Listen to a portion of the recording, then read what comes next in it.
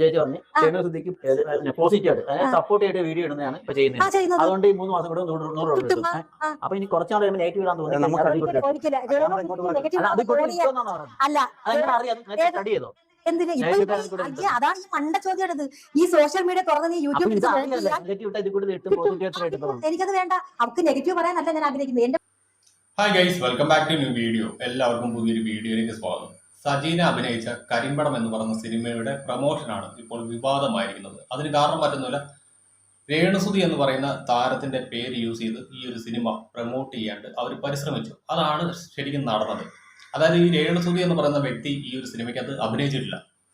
രേണുവിന്റെ സുഹൃത്തായിട്ടുള്ള സജീനയാണ് ഈ ഒരു സിനിമയിൽ അഭിനയിച്ചിരിക്കുന്നത്. സജീന ആ ഒരു പ്രൊമോഷൻ എത്തി. ആ പ്രൊമോഷൻ എത്തിയ ടൈമിൽ രേണുസുധി എന്ന് പറയുന്ന ടോപ്പിക്ക് ആ സിനിമയുടെ പ്രൊമോഷന്റെ ഭാഗമായിട്ട് അവിടെ വന്നിരുന്ന മാധ്യമ പ്രവർത്തകരും അതേപോലെ തന്നെ ആ സിനിമയിലെ മറ്റ് ക്രൂ മെമ്പേഴ്സും കൂടി എടുത്തിട്ടു. അതുകൊണ്ട് തന്നെ രേണുസുധി ടോപ്പിക്കായിട്ട് അത് മാറി, സത്യം പറഞ്ഞു കഴിഞ്ഞാൽ. അതുകൊണ്ട് തന്നെ ഈ ഒരു വിഷയവുമായി ബന്ധപ്പെട്ട് ധാരാളം വിമർശനങ്ങൾ ഈ സജീനയ്ക്കെതിരെ ഉയർന്നു വരുന്നുണ്ട്. നമുക്കറിയാം, സജീന എന്ന് പറയുന്നത് രേണുസുധിയുടെ ചാവേറ് എന്നാണ് സോഷ്യൽ മീഡിയയിൽ അറിയപ്പെടുന്നത്. രേണുസുധിക്കെതിരെ എന്ത് ആരോപണം ഉയർന്നു വന്നാലും അതിനെതിരെ ശക്തമായിട്ട് പ്രതികരിച്ചുകൊണ്ട് രംഗത്ത് വരുന്ന ഒരു വ്യക്തിയാണ് സജീന. സജീനയുടെ യൂട്യൂബ് ചാനൽ എടുത്ത് പരിശോധിച്ചു കഴിഞ്ഞാൽ രേണുസുധി എന്നുള്ള ടോപ്പിക് അല്ലാതെ മറ്റൊരു ടോപ്പിക്ക് ഇന്നേ വരെ ചെയ്തിട്ടുണ്ടോ എന്ന് സംശയമാണ്. രേണു അല്ലാതെ മറ്റൊരു കോണ്ടന്റ് ഈ സജീനയുടെ യൂട്യൂബ് ചാനലിനകത്ത് ഇല്ല. അങ്ങനെ ഇരിക്കുകയാണ് രേണുവിന്റെ പേര് സജീന അഭിനയിച്ച ഈ ഒരു കരിമ്പടം എന്ന് പറയുന്ന സിനിമയുടെ പ്രൊമോഷന് വേണ്ടിയിട്ട് യൂസ് ചെയ്തത്. താരതമ്യേന പുതുമുഖങ്ങളായിട്ടുള്ള ആളുകളാണ് ഈ സിനിമയുടെ നായകന്മാരും സംവിധായകനും എല്ലാം. അത്യാവശ്യം ഫേമസ് ആയിട്ടുള്ള രണ്ട് വ്യക്തികളെ ഈ ഒരു സിനിമയ്ക്കകത്ത് ഉള്ളൂ. അത് മധു ബാലകൃഷ്ണനും വൈക്കം വിജയലക്ഷ്മിയാണ്. അവർ ഈ സിനിമയുടെ ഗാനങ്ങൾ ആലപിച്ചിട്ടുണ്ട്. അതല്ലാതെ ബാക്കിയുള്ള ആരും തന്നെ ഈ സിനിമാ മേഖലയിൽ എസ്റ്റാബ്ലിഷ്ഡ് ആയിട്ടുള്ള ആളുകളല്ല, അല്ലെങ്കിൽ പുതുമുഖങ്ങളാണ്. അതുകൊണ്ട് തന്നെ ഈ ഒരു സിനിമ പൊതുജന മധ്യത്തിൽ ശ്രദ്ധിക്കപ്പെടണമെങ്കിൽ അവർക്ക് എന്തെങ്കിലും ഒരു കോൺട്രവേഴ്സി ആവശ്യമാണ്. സാധാരണഗതിയിൽ ഒരു സിനിമയുടെ പ്രൊമോഷന്റെ ഭാഗമായിട്ട് ഉയർന്നു വരാനുള്ള സാധ്യതയുള്ള പലതരത്തിലുള്ള ആരോപണങ്ങളുണ്ട്. ഒന്നെങ്കിൽ സ്ക്രിപ്റ്റ് മോഷ്ടിച്ചു, അല്ലെങ്കിൽ നടിയെ നടൻ കയറി പിടിച്ചു, അതുമല്ലെങ്കിൽ മറ്റെന്തെങ്കിലും ഒരു വിവാദം. പക്ഷെ ഇതൊന്നും ഈ ഒരു സിനിമയുടെ ഭാഗത്തുനിന്നും ഉണ്ടായില്ല. അതിന് പകരമാണ് ഈ പറഞ്ഞ രേണുസുധി എന്ന് പറയുന്ന കോണ്ടന്റിനെ അവരെടുത്ത് അവരുടെ സിനിമയുടെ പ്രൊമോഷന് യൂസ് ചെയ്തത്. എന്നാൽ ഈ ഒരു വിഷയവുമായി ബന്ധപ്പെട്ട് സജീനയ്ക്കെതിരെ മാസ്റ്റർ മൈൻഡ് മനുവും ബിച്ചു സ്ട്രോക്കും കൂടി ഒന്നിച്ച് ബിച്ചുവിന്റെ ചാനലിനകത്ത് ഒരു വീഡിയോ ചെയ്തു. അതിന് മറുപടിയായിട്ട് സജീനയും ഒരു വീഡിയോ ചെയ്തു. അതാണ് നമ്മുടെ ഇന്നത്തെ ടോപ്പിക്ക്. അപ്പോൾ ഗൈസ്, നമുക്ക് വീഡിയോയിലേക്ക് കിടക്കുന്നതിന് മുൻപ് നമ്മുടെ ചാനൽ ആദ്യമായിട്ട് കാണുന്ന ആരെങ്കിലും ഉണ്ടെങ്കിൽ സബ് ചെയ്യാൻ മറക്കരുത്. അതേപോലെ തന്നെ വീഡിയോ ഇഷ്ടപ്പെട്ടാൽ ലൈക്ക് ചെയ്യാനും കമൻറ്റ് ചെയ്യാനും മറക്കരുത്. പിന്നെ ഈ ഒരു വീഡിയോയെക്കുറിച്ചുള്ള നിങ്ങളുടെ അഭിപ്രായം അതെന്തായാലും കമൻറ്റ് ചെയ്യാണ്ട് മറക്കരുത്. ഈ പറയുന്ന കണക്ക് തന്നെ സജീന രേണുവിനെ കോണ്ടന്റാക്കി വിറ്റ് ജീവിക്കുകയാണോ എന്നുള്ള കാര്യം നിങ്ങളുടെ അഭിപ്രായം ഒന്ന് രേഖപ്പെടുത്തുന്നത് നല്ലതായിരിക്കും. എന്നാലും നമുക്ക് വീഡിയോയിലേക്ക് കിടക്കാം. ഈ രേണുസുധി അഭിനയിച്ചെന്ന് പറഞ്ഞു, പക്ഷെ എനിക്ക് തോന്നുന്നു പോസ്റ്റ് ഇടാറുണ്ടോ? അവരെ വിമർശിച്ചിട്ടാണോ ഞാൻ നമ്മളെ പോസിറ്റീവ് ചെയ്താണ് വീഡിയോ ഇടുന്നത്. അതുകൊണ്ട് തന്നെ ഞാൻ നല്ല ഏറി കിടന്ന് കറക്കാം. എനിക്കൊരു ചാനലുണ്ട്, സജീന ബ്ലോഗ്സ് എന്ന് പറഞ്ഞു.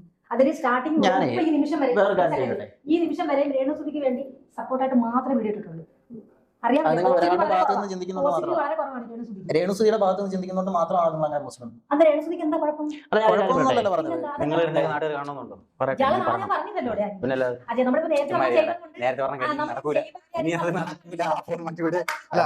ഈ പോസിറ്റീവ് ആയിട്ട് ഇടുന്നു എന്ന് പറയുന്നത് അവർക്കെതിരെ ഇങ്ങനെ ഓരോ അറ്റാക്ക് വരുന്നതുകൊണ്ട് അവർ സപ്പോർട്ട് ചെയ്യാൻ വേണ്ടി മാത്രം. നല്ലൊരു ഫ്രണ്ടാണ്. ഈ രേണുവിനെ കാണുന്നത് തന്നെ ഒരു 1.5 വർഷത്തിന് മുമ്പ് ദയാവതോ സിനിമ ലൊക്കേഷനിൽ വെച്ചാൽ കാണുന്നത്. അന്ന് മുതൽ ഇന്ന് നിമിഷം വരെ നല്ലൊരു ഫ്രണ്ടായിട്ടാണ് ഞാൻ കണ്ടിട്ടുള്ളത്.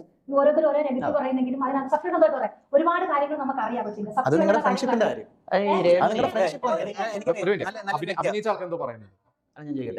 രേണുവിനെ കൊണ്ട് നമുക്ക് ഗുണമുള്ളത് കൊണ്ടാണ്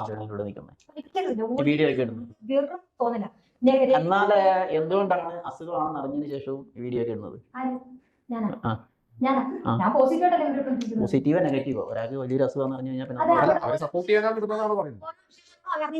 ഒരുപാട് പ്രേക്ഷകർ എന്റെ ചാനലിലുണ്ട്. ഈ പോസിറ്റീവ് ആണെങ്കിൽ നെഗറ്റീവ് ആണെങ്കിൽ വ്യൂവേഴ്സ് കൂടുന്നുണ്ടോ?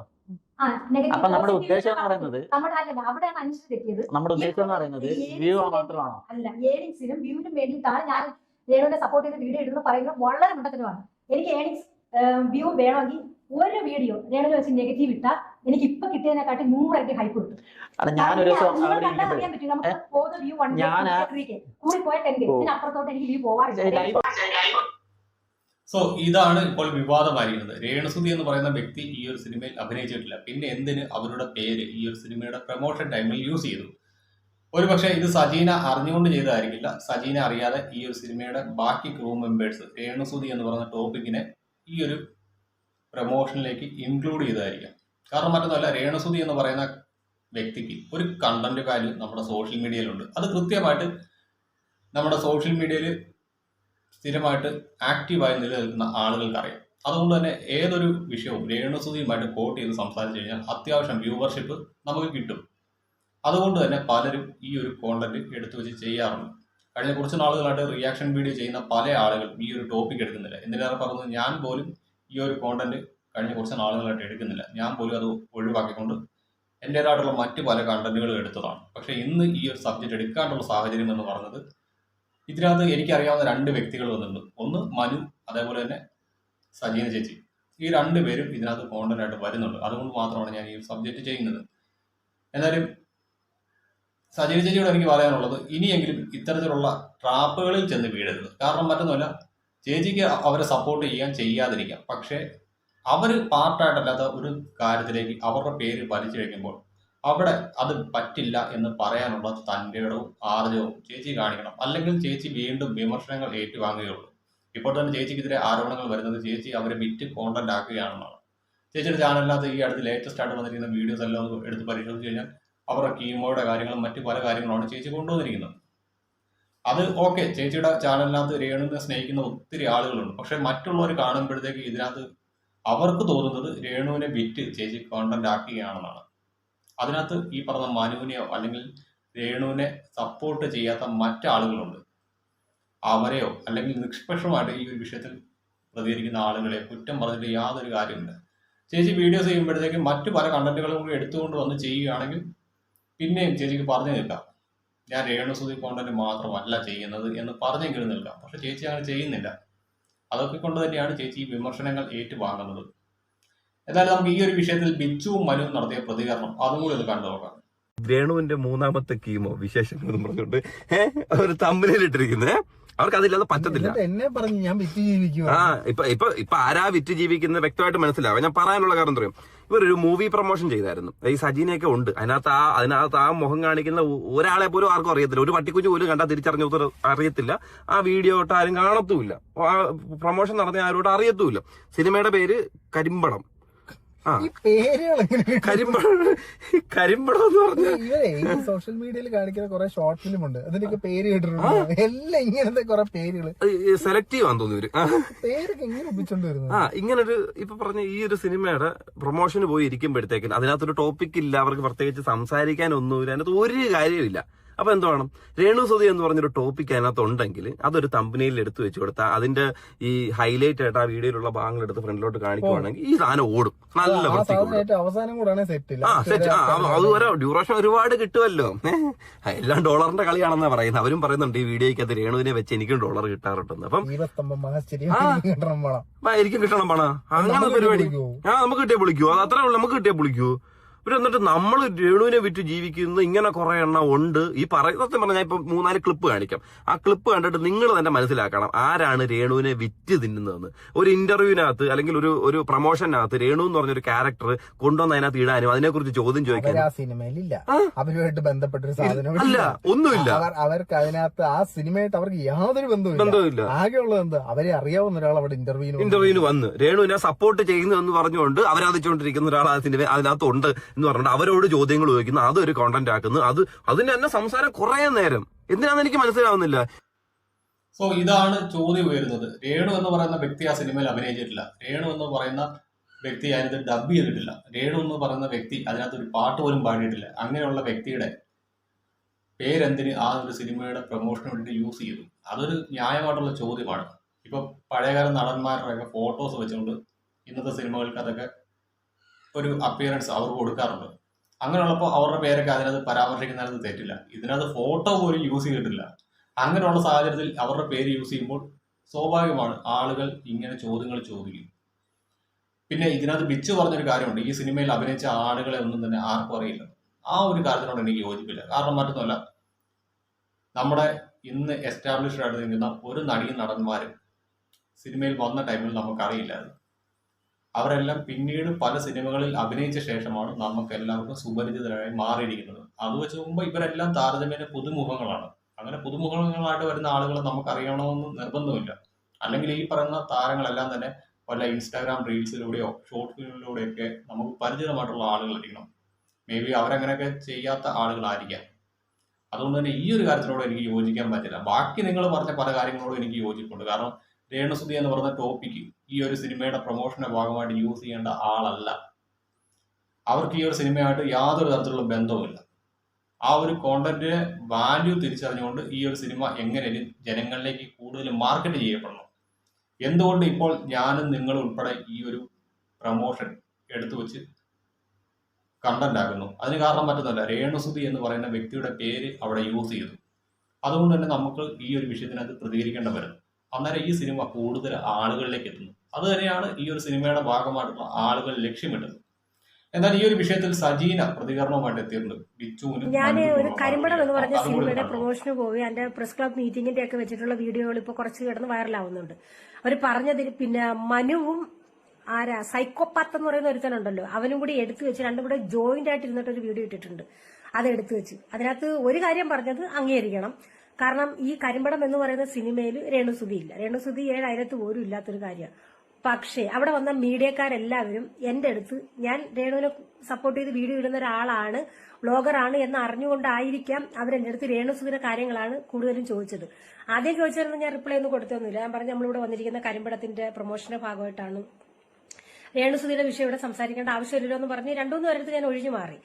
പക്ഷെ നമ്മുടെ കൂട്ടത്തിലുള്ളവർ തന്നെ നമ്മളോട് ഇങ്ങനെ അവളെ കുറിച്ച് ചോദിച്ചപ്പോൾ എനിക്കതിന് റിപ്ലൈ കൊടുക്കാതിരിക്കാൻ പറ്റിയില്ല. പക്ഷെ അത് സത്യത്തിൽ ഒരു ക്രിയേഷൻ ആയിരുന്നു എന്ന് ഞാൻ പിന്നെയാണ് അറിഞ്ഞത്.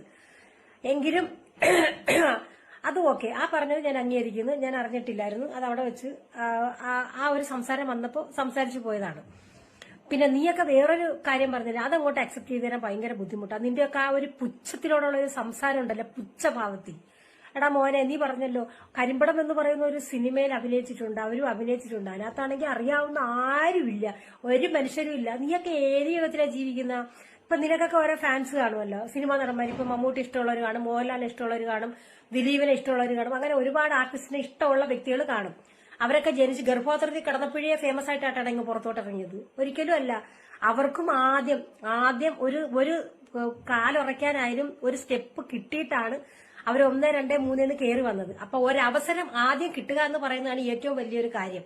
അത് നീയൊക്കെ വെറും അങ്ങ് നിസ്സാരപ്പെട്ട് പുച്ഛിച്ചങ്ങ് തള്ളി കളഞ്ഞ് അത് നീയൊക്കെ വലിയ അഹങ്കാരികളാണെന്നുള്ളതിന്റെ ഒന്നാമത്തെ തെളിവാണത്. നീക്ക് ഇത്ര പുച്ഛിക്കാൻ എന്തിരിക്കുന്നു?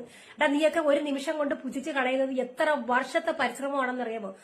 ഒരു കുറെ ആൾക്കാരുടെ കഠിന പ്രയത്നമാണെന്നറിയാമോ? ഒരു സിനിമയായാലും ഒരു ഷോർട്ട് ഫിലിം ആയാലും ഒരു വെബ് സീരീസ് ആയാലും പുറത്തിറങ്ങുന്നത് അതിന്റെ പിന്നിൽ ഒരുപാട് കടമകളുണ്ട്, ഒരുപാട് ആൾക്കാരുടെ വിയർപ്പുണ്ട്, ഒരുപാട് ആൾക്കാരുടെ പിന്നെ ബുദ്ധിമുട്ടുകളുണ്ട്, പ്രാരാബ്ദങ്ങളുണ്ട്. അതൊന്നും ഒക്കെ ഒരു നിസ്സാരം നിനക്കൊക്കെ. ഈ സിനിമ എന്ന് പറയുന്നത് 3 വർഷം കൊണ്ടോ 3 വർഷത്തെ പ്രയത്നത്തിന്റെ ഫലമായിട്ടാണ് ഇപ്പൊ അത് റിലീസാവുന്നത്. 150 തിയേറ്ററിൽ തന്നെയാണ് റിലീസാവുന്നത് ആ സിനിമ. അതിനകത്ത് പാടിയിരിക്കുന്ന ആരാണെന്ന് അറിയാമോ? നിനക്കൊക്കെ ഫേമസ് അറിയില്ല, പരിചയമുള്ള ആരും ഇല്ലെന്ന് പറഞ്ഞല്ലേ. ഇപ്പൊ നാഷണൽ അവാർഡ് മേടിച്ച വൈക്കം വിജയലക്ഷ്മി, മധു ബാലകൃഷ്ണൻ, ആതിര, നജീം, ഇവരെല്ലാരും കൂടെ പാടിയുള്ള ഒരു 6ഓളം പാട്ടുണ്ട് അതിനകത്ത്. ഓക്കെ. പിന്നെ ആദ്യമായിട്ട് ഒരാൾക്കൊരു അവസരം കിട്ടിയാൽ മാത്രമേ രണ്ടാമതൊരു അവസരം വേറെ ആൾക്ക് കിട്ടുകയുള്ളൂ. അങ്ങനെ വെച്ച് നോക്കുകയാണെങ്കിൽ പുതുമുഖങ്ങൾ തന്നെയാണേ. പക്ഷെ അഭിനയിക്കാൻ കഴിവുള്ള നല്ല ടാലന്റഡ് ആയിട്ടുള്ള ആർട്ടിസ്റ്റുകൾ തന്നെയാണ് ഇതിനകത്ത് അഭിനയിച്ചിരിക്കുന്നത്. അല്ലാതെ എല്ലാരും ഇപ്പൊ നോക്കി മമ്മൂട്ടിയെ കൊണ്ടുവന്ന് അഭിനയിപ്പിക്കുക, മോഹൻലാലിനെ കൊണ്ട് അഭിനയിക്കുക, പ്രഭാസിനെ കൊണ്ടുവന്ന് അഭിനയിപ്പിക്കുക, മഞ്ജു വാര്യർ, ഉർവശി ഇവരെ കൊണ്ടുവന്ന് അഭിനയിപ്പിച്ചാലേ കാണത്തുള്ളൂ എന്ന് പറഞ്ഞാൽ നിന്നെ ഒന്നും കാണാൻ നിർബന്ധിക്കുന്നില്ലല്ലോ. നല്ല കഥാതന്തുവാണ്. അത്രമാത്രം പ്രയത്നിച്ച നല്ല ആർട്ടിസ്റ്റുകളുടെ കഴിവോടുകൂടി നല്ല അടിപൊളിയായിട്ടാണ് ഈ സിനിമ എടുത്തു വെച്ചിരിക്കുന്നത്. സൂപ്പർ സ്റ്റോറിയാണ്, അതായത് നല്ല ഫാന്റസി ക്രൈം സ്റ്റോറിയാണ്. ഇത്രയും പുച്ഛിക്കുന്ന നീയൊക്കെ ഒരു കാര്യം ചെയ്യും, ആ സിനിമ ഇറങ്ങുമ്പോൾ നീയൊക്കെ അതൊന്ന് പോയി കണ്ടിട്ട് നീ റിവ്യൂ പറ. അതിനൊരു അന്തസ്സുണ്ട്. സോ ഇതിനകത്ത് സജീന ചേച്ചി തന്നെ പറയുന്നുണ്ട്, അവിടെ രേണുസുതി എന്ന് പറഞ്ഞ ടോപ്പിക്കിനെ ചർച്ചയാക്കുമെന്ന് സജീന ചേച്ചി അറിഞ്ഞിരുന്നില്ല എന്നുള്ളത്.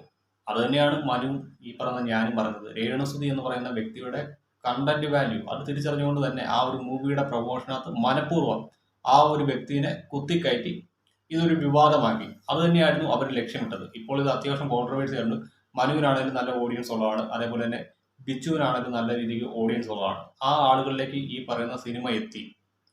അവരെന്താണോ ലക്ഷ്യമിട്ടത് അത് കൃത്യമായിട്ട് നടപ്പാക്കി.